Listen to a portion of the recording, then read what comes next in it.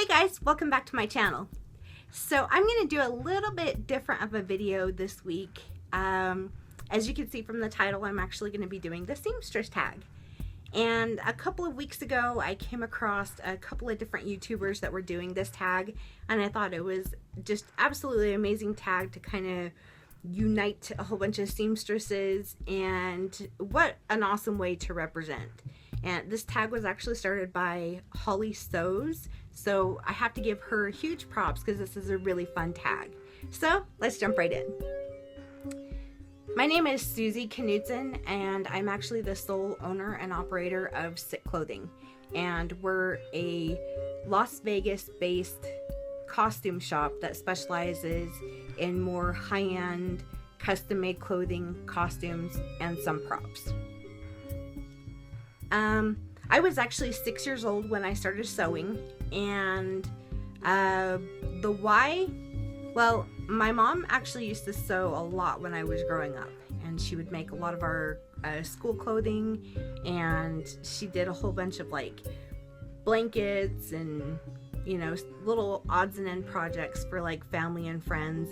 And I think somewhere along the line that need to be kind of like my mom and do the type of things that she did kicked in. So that's kind of how I got my start. Oh, you know, my favorite and most proudest make, I think that's kind of a biased question.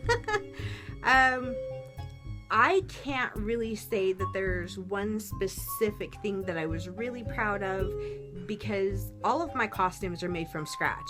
So there's a whole lot that goes into everything that I do, from researching the costume to like hunting down the fabrics, and sometimes I actually have to have the fabrics custom made. So I guess I would have to say that in the end, it would be the last project that I had on my bench. Just because I have such a revolving door with different costumes and stuff that I make, that the last thing that's on my bench, I'm like so proud of it, and I have to kind of sit back and admire it for a minute before I actually send it out to my client. What is my most disastrous make? That's a good question. You know, I actually can't really pinpoint a specific costume or project that I was working on. I'm just gonna keep it real. When you've been sewing as long as I have, shit happens. I don't know how else to put it. I can't really pinpoint one specific project.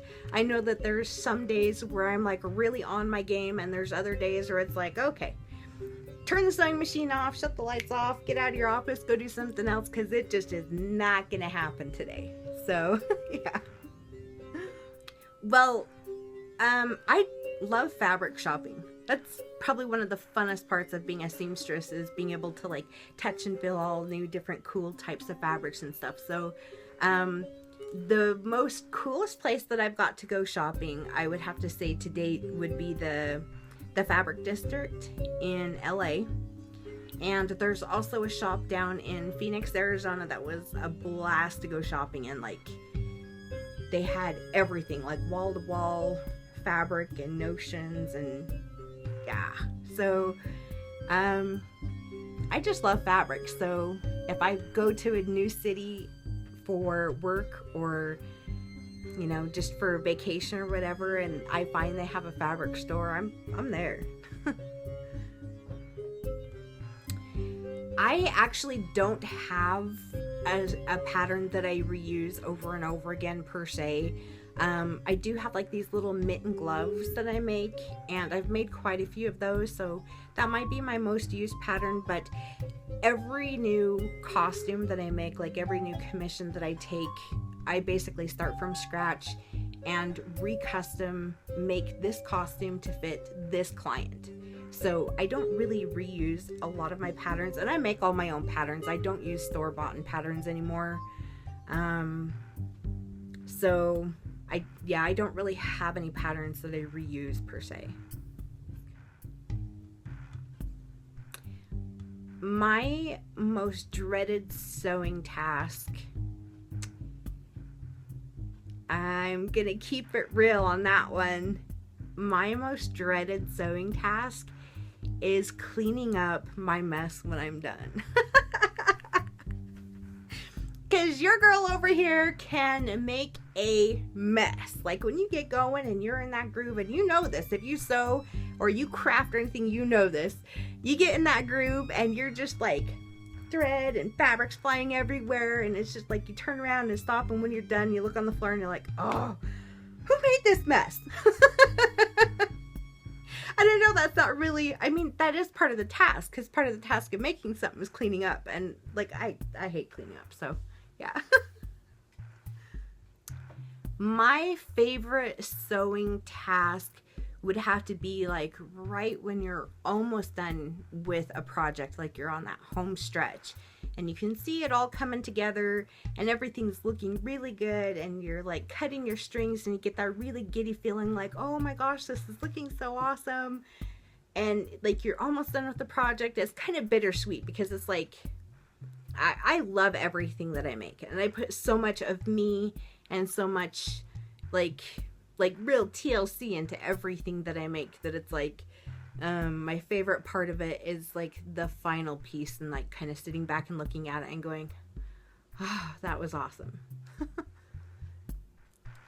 My favorite sewing entertainment changes with my mood. So if I'm doing a brand new costume that I've never done before, I'll usually put pictures up on my big screen in my office, and I'll really study them.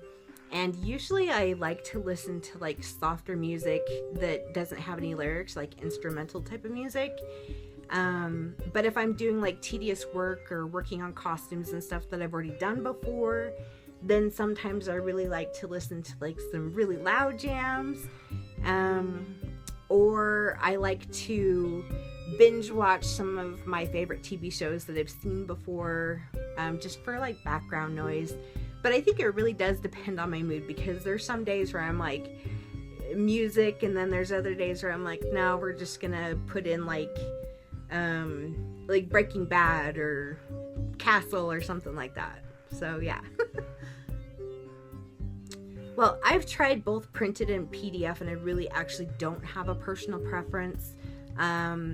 I like them both just the same. I think it's just more important that if you're actually getting a pattern from someone, either online or sharing it with a friend or something, that you have really good instructions, because I think that the instructions make the pattern good, or they make the pattern bad, because you could have like the most simple project and simple pattern pieces, but if it's not clearly marked out and not clearly, you know, described what you're supposed to do, you can really mess it up. So I actually think that one kind of matters on the instructions more than the actual pattern. But like I said, I actually make all of my patterns, so I don't really use those type of patterns anymore. And I've used all different types of patterns. When I was younger, I learned how to use the little teeny pattern that's like about the size of the palm of your hand, and you stick it on the pattern paper, and you have like your little markers and everything that you draw out and grade the pattern from this little teeny piece.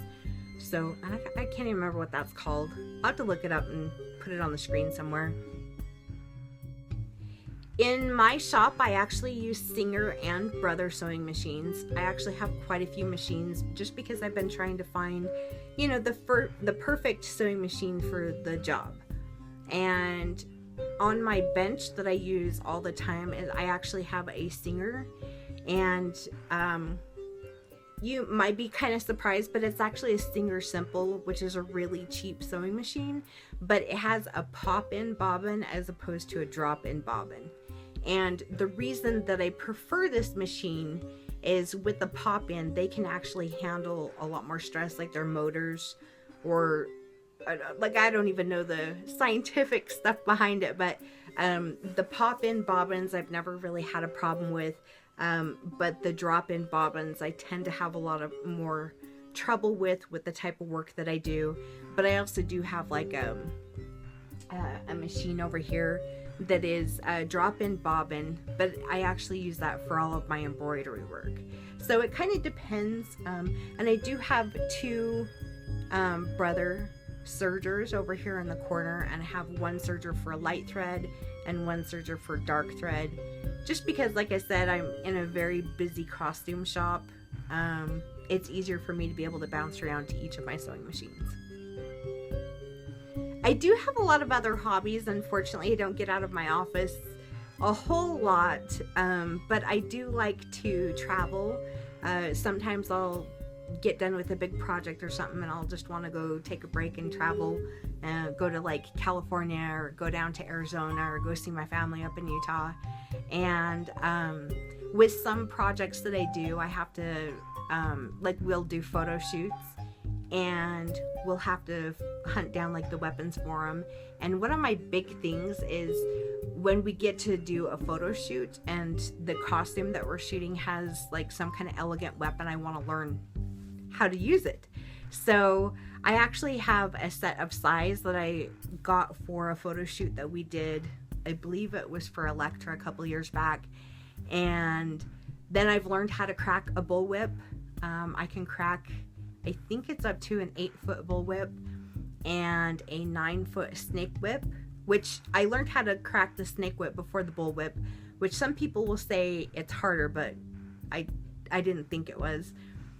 But yeah, I'm a pretty crafty person, and I'm pretty nerdy. I love video games, and I think it's really super cool when I get a costume that is based out of a video game, and that way I can have an excuse to play the video game to like research the costume.